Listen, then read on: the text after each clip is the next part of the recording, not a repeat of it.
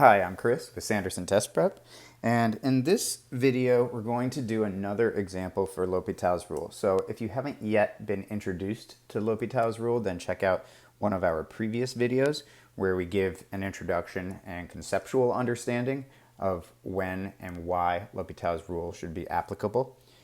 And in this case, we're going to take a look at an example. So here's the rule, and just as a reminder, it tells us that if you have the limit as x approaches some value a of one function over another function, so f of x over g of x, that's going to be equal to the limit as x approaches a of f prime of x over g prime of x.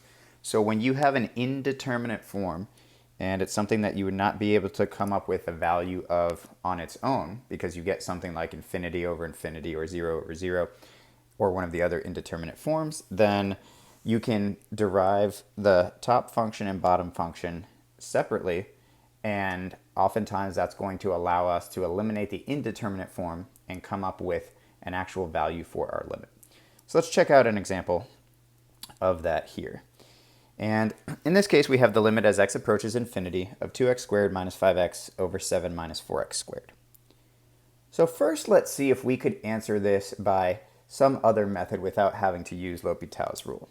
And a lot of times when you see different forms of polynomials, one of the first things that you might think to try is to see if you could factor something out and maybe cancel out a portion of your numerator or denominator to then be able to simplify your indeterminate form into something that gives us an actual value for the limit. So let's try that here. In our numerator, we could factor out an x, and we'd get x times 2x minus 5. And then for our denominator, nothing factors out there, so we're still stuck with 7 minus 4x squared. And unfortunately, in this case, there's nothing that cancels out with the numerator and denominator. So factoring doesn't work as that shortcut that we can oftentimes use to avoid having to do something like L'Hopital's rule. So this is a great case where L'Hopital's rule is going to come into play. So let's go ahead and apply it by taking the derivative of the numerator and denominator. So here, our limit as x approaches infinity of, if we derive the top, we get 4x minus 5. And if we derive the bottom, we get negative 8x. All right, so let's try plugging in, because if we plugged in infinity originally, we would have gotten infinity over negative infinity, which is indeterminate.